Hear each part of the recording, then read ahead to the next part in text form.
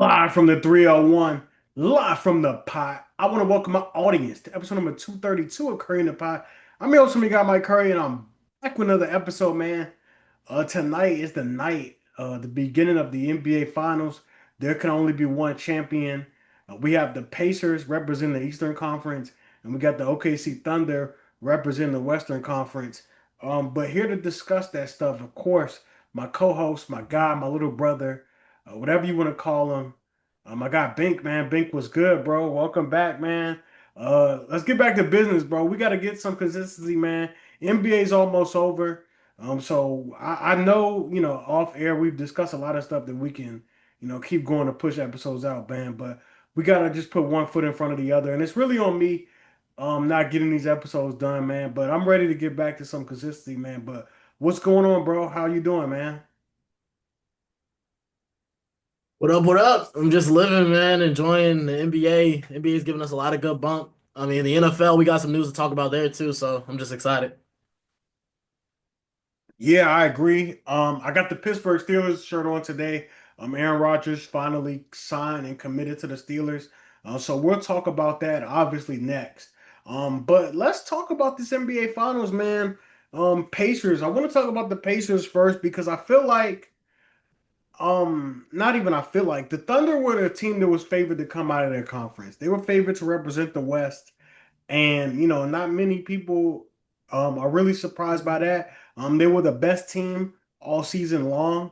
Um, they were also a great team in terms of history, point margin, point differential, all that good stuff.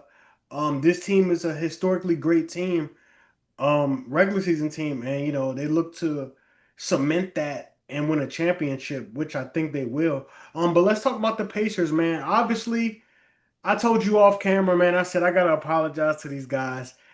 Kind of talk bad about them, but obviously some things happen in order for them to get to where they are. But I talked a little bad about them. I said their ceiling was like the Utah Jazz season, where the Jazz had Donovan Mitchell. Like that's what I compared those guys to.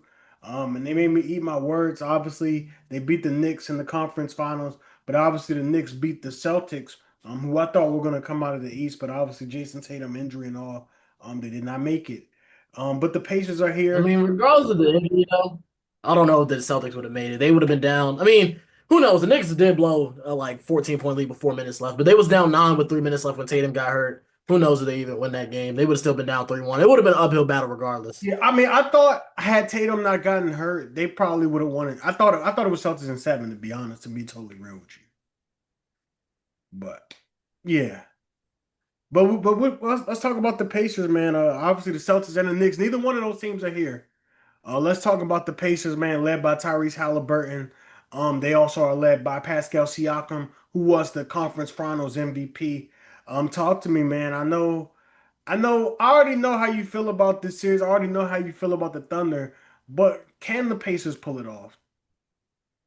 Um, I feel like it would be negligent for me to say they can't pull it off at all, but it's gonna take a lot of really good shooting nights. I mean, the Pacers have had a bunch of really good shooting nights the whole entire playoffs. You talk about a guy like Aaron Nesmith who caught fire in that Knicks series. I mean, Miles Turner had some really good shooting nights as well. Um, Even TJ McConnell in that game, what was that, game six? The one in Indiana, the end of the end of the series, he had a really good game there too. So it's just like you're gonna really need the others to step up, especially with a Thunder team that allows the corner 3-point shot a lot. We saw in the series against the Timberwolves, Dante DiVincenzo and JD McDaniels and Nickeil Alexander Walker catch fire from those corners. I mean, if they're able to catch fire from three, that's pretty much the only way I can see them beating them because they have some really good defenders to throw at Tyrese Halliburton and Pascal Siakam. So the others are really going to need to step up in a big way. Yeah, I mean, I think what's good about this Pacers team is they've been a team, they've been a strength in numbers team. I know that sounds a little cliche, but they didn't have a guy average, 20 points. A bunch of guys average, in the teens. Um, that's kind of their MO, you know what I'm saying? Like strength in numbers, we Even got Thomas Bryant stepping up in game six. yeah, like we got a guy that like the way they view their team is we got guys that can score 20 any night. You know what I'm saying? I think that's how they view their team. But I like this team because I said this when we were in the game, but this team reminds me of one of those college teams where you're just rooting for them. They keep advancing and they keep advancing. They keep advancing in the tournament. That's the vibes that they've been giving me. And now you got to slay the Goliath, the ultimate Goliath in the Thunder, who have the league MVP, who have another All-Star in Jalen Williams, another guy who is an All-Star talent in Chet Holmgren. You also got those other pieces such as Alex Caruso, who's an NBA champion. Um, Or Dort, Hartenstein, there. great year. Aaron Wiggins.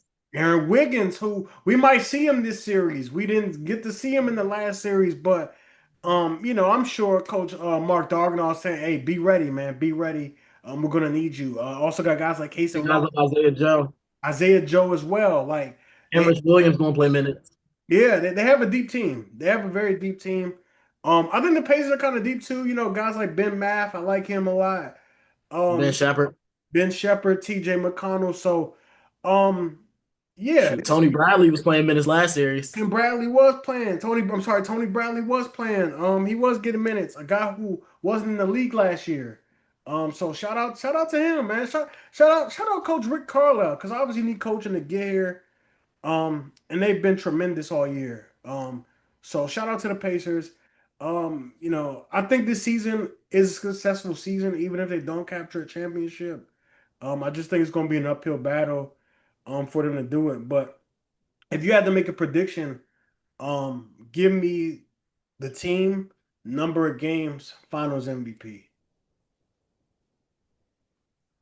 Thunder in five. Shai Gilgeous-Alexander. He's gonna complete, I guess, the ultimate season. We haven't seen a guy win MVP, Conference Finals MVP, and then Finals MVP in the same season. So I think he'll be hoisted among the mountaintops, and we're gonna get some nasty takes of where he ranks. Not even just right now, but all time. Yeah.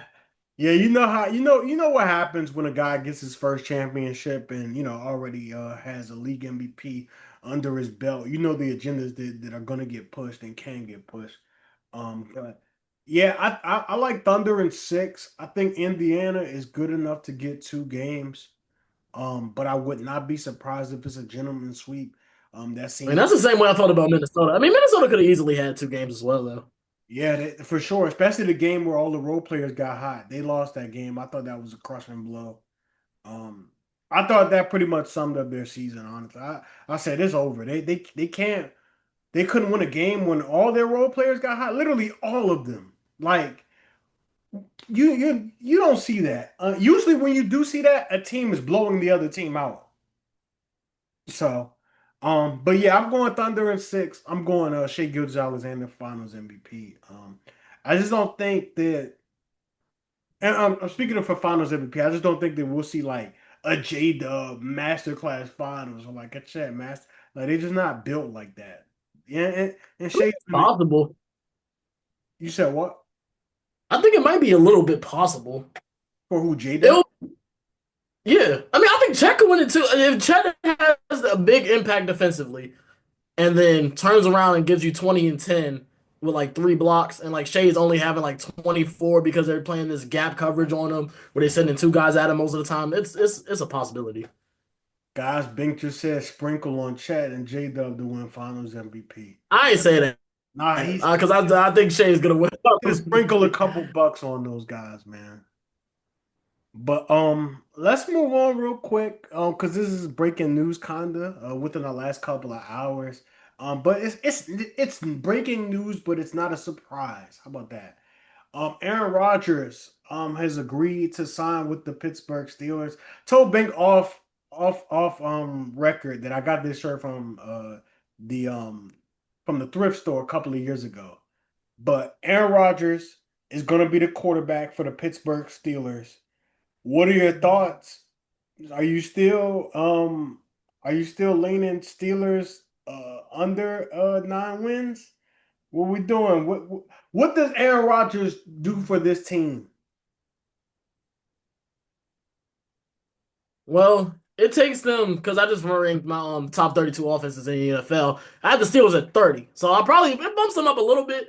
But at the end of the Like day, what, this team still 26? lacks playmakers. I mean, I love Caleb. Yeah, probably a little bit higher than that. I mean, Aaron Rodgers is better than Mason Rudolph. But like I said, this team still lacks playmakers. I love Caleb Johnson coming out of the draft. You know that. That was my guy out of Iowa. So he's their running back now. It's him and Jalen Warren as a 1-2 punch. That's solid. But we talk about like a weapon outside. It's just DK Metcalf. And I don't think he's a real wide receiver one. I love DK. He's a phenomenal player. But the idea of DK is better than the actual player at this point. And you're paying him what, top three receiver in the league, top four receiver in the league money. He's right below CD. But like it's it's a lot because outside of DK, it's just Pat Fryer.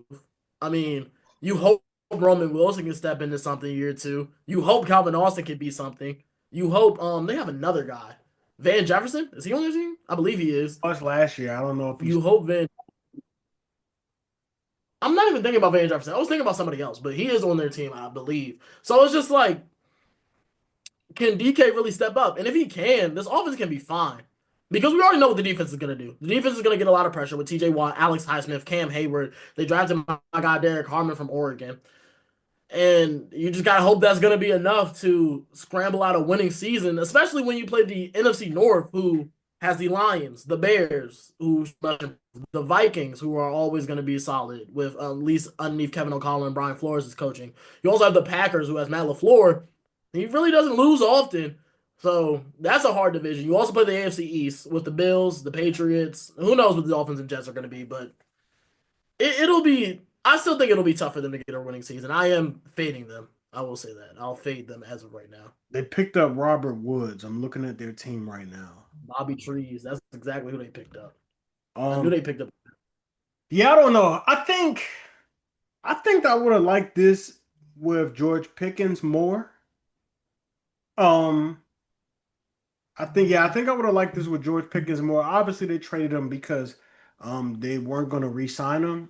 Um, I think I would have. I don't know. I would probably would have got super high on this team. But then again, I seen Aaron Rodgers with I mean, but two elite receivers just last year, and it didn't work out. So my only thing with George Pickens and DK in the same receiving rooms, they're kind of the same player as of right yeah, now. When I say that, I mean like the same archetype of player. They're deep threats.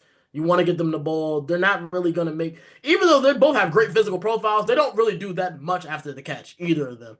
They're not. They're both not exceptional route runners. They're more deep ball winners. And I mean, I don't even know who's better at that right now. If you ask me right now, yeah, I would lean DK, yeah. but it's close. Yeah, it's not. It's very close. It's very close. Yeah, I'd probably say DK, but I don't know. I mean, like I said, we just saw Aaron Rodgers last year with two elite receivers last year in Devontae Adams, his guy, and Garrett Wilson as well, and it still didn't pan out. He still wasn't a good quarterback. I gotta pull up his numbers actually, No, he because had a solid year last year, counting stats wise at least. They just didn't win games like at all. He definitely had a solid year, if I remember correctly. I felt like he was. I feel like he was cool. I guess that's what you mean by solid. 3,800 yards, 28 touchdowns, 11 picks. That's a solid year. Yeah, it's a solid year for a guy his age. I mean, I just don't. I just don't think. I mean, obviously we know he didn't have options. That's why he's with the Steelers. The Vikings said no, and the Jets said goodbye. So he didn't have any options. I mean, I guess. I mean, it's cool. I think it's a cool story.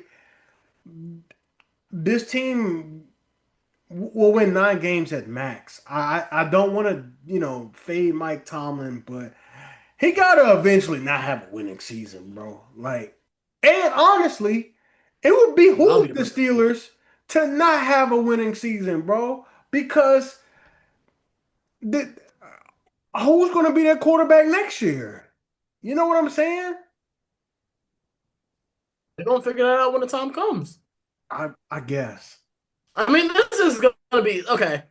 As of right now, this is a loaded QB class. Who knows what it comes to after the season? Because we're talking about a year out right now. But you can talk about Garrett Nussmeier from LSU, Lenore Sellers from South Carolina, Drew Aller from Penn State. Now in the first round, so Yeah. I they mean, should potentially have a. I guess we'll see. And I'm who knows? Because I'm still mad this veterans always become available. You heard me? Nah, I didn't. I said I'm still mad at the Steelers for not taking Shador. Uh, that's,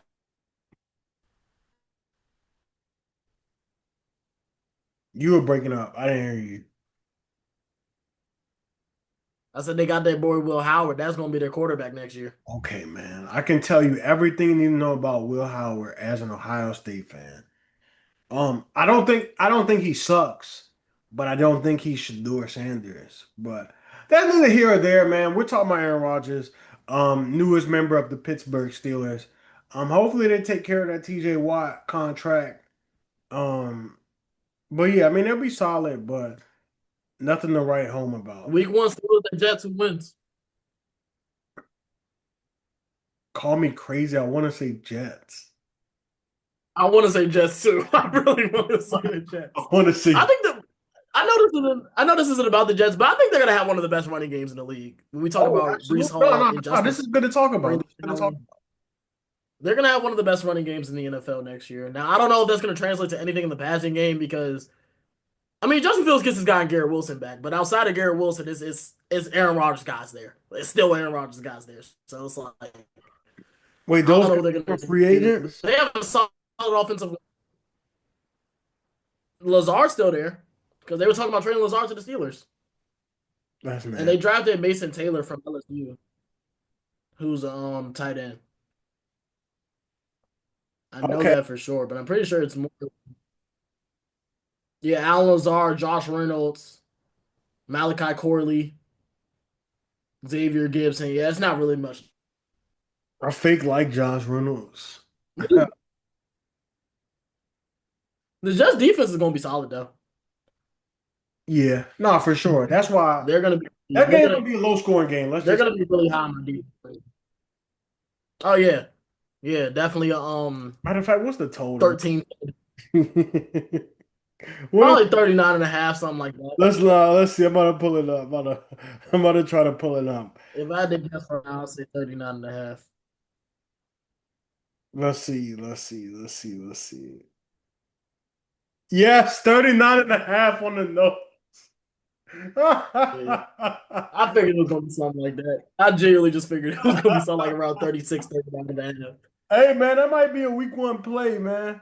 I'm gonna quote. Hey, next year, next season, we're giving out weekly plays, bro. We're gonna give out one. We can do one weekly play, bro. You don't have to actually bet it, but we could give it out, bro. We could give it out. We could give it out. Yeah. But before we go, That's one more offseason storyline, and that's Terry McLaurin, um, wide receiver of the Commanders, who is entering the final year of his deal. He's reportedly unhappy about the extension talks. He's going to turn 30 by week 2. I know you aren't a fan about paying receivers big money after they hit age 30. My proposition was a 3-year, $100 million deal, 60 million guaranteed. Obviously, I'm not the one cutting the checks, but what I think makes sense is that contract because you still don't have to pay Jaden Daniels. You won't have to pay Jaden Daniels until that extension is up. So, I think I think that contract is kind of paying Terry for what he's done and maybe what he can do for that duration of that short deal. I think it's fair. I think it makes sense when you look at the receivers of his caliber. We talked off camera about Brandon Ayuk's contract. 3 years, 100 mil. Commanders, go make it right. It's not that easy to find receivers who are as good as him and also as consistent as Terry McLaurin. And not just the on the field product, but the off the field stuff. Very good locker room guy, great locker room guy, might I add. But what do you think about Terry McLaurin being unhappy? I feel like you get both sides, but definitely want to hear your take. I'm not the biggest Terry McLaurin fan overall. I mean, like I think he's a really good receiver. I think he is. I might get flamed for saying this, but I think he's slightly overrated. But that doesn't mean he's not worth the contract that I think he should get. Like I think he should. If DK is getting paid around $32 million, Terry should be getting paid around 33, $34 million. But now that the only thing with that is that creeps you into CeeDee Lamb territory, who he's making 34 million a year, and, and Justin Jefferson's making 35. We can both agree that Terry McLaurin's not as good as that, but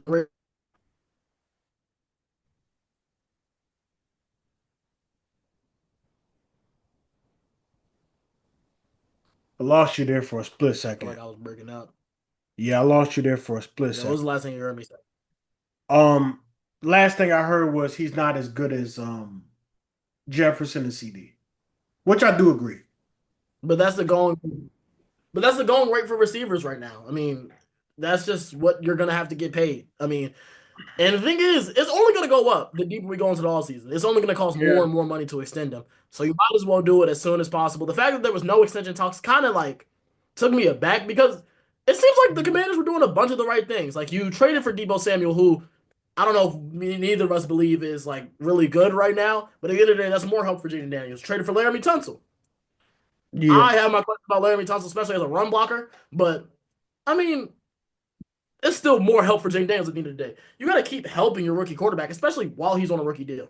Yeah, and that's why I said that's why the deal I proposed it made sense. Um, just go ahead and get it done because I'm looking at these numbers, and like Bink said, it's only gonna go up. I feel like had he not been getting ready to turn 30, his deal probably be done. But yeah, like you said, Jamar Chase, highest paid receiver in the league, 40 million annually. Justin Jefferson, 35, CeeDee Lamb, 34, DK Metcalf, 32.9,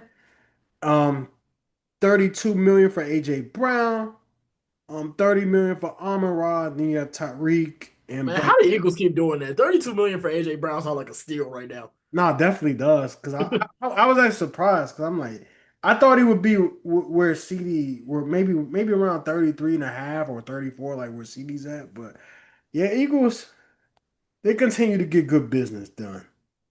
Um, I'll say that. But anything else you want to add across all sports before Uh, we here? mm, there was something I wanted to add. Shams just came on the air about like 30 minutes ago and said the Knicks are expected to be players for Kevin Durant. They offered a trade for him at the trade deadline. It just didn't go through. So I'm interested to see what that package would be. I'm assuming Cat would have to be involved in the deal.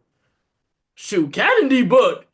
They're friends too, so Cat and D Book in Phoenix. That would be a bad deal for Phoenix, in my opinion. But I think Phoenix should prioritize something to getting some draft capital in this draft. I feel like this experiment is over. yeah. I feel like, No, but that's a good report, man. I appreciate you bringing that up. yeah, that'll Um, be interesting though. Brunson, KD. What the starting lineup be? Brunson, McCow, OG, KD, and Mitchell Robinson. You just gotta pray Mitchell Robinson stays healthy for a full year, which I don't know if that's gonna happen. Facts. No, that's a fact. No, good stuff though. Oh, one thing I did want to add before we get up out of here. Got a good boxing card this weekend in Norfolk, Virginia. As Norfolk's own Keyshawn Davis will be fighting against Edwin De Los Santos. For those of you guys remember Edwin De Los Santos, he fought Shakur Stevenson a couple of years ago, and that was the fight where the world kind of turned against Shakur Stevenson, and people were saying he was running and stuff like that. But his brothers are also on the card. Keon Davis and Kelvin Davis, and also young stud Abdullah Mason is going to be in action out in Norfolk this weekend. So really good card from Top Rank ESPN. Should be a nice showdown. Before we get up out of here, want to dedicate this episode number 232, to my Uncle Marvin, who passed away earlier this week. Have a lot of memories, childhood memories with him. He had my great Uncle Marvin, he had a pool at both of his houses. And just remember being a kid, getting together, getting on the slide, getting on the diving board, all that good stuff, man. But, prayers out to the rest of my family. Through this difficult time. But want to dedicate this episode to my Uncle Marvin before I forgot, man. But yeah, want to get out here on a positive note, man. NBA Finals starts tonight. Looking forward to it, man. I feel like it's been a minute since we've seen some basketball, but want to thank everybody for listening. Want to thank everybody for the continued love and support throughout my inconsistencies. But we will be back, I promise, ladies and gentlemen. Even if we just dropping out, some short content, 15-minute episodes. But I want to thank my guy Bink, of course, as always, and I want to thank you guys, my audience, our audience, for listening. Mike Curry is signing out. Peace.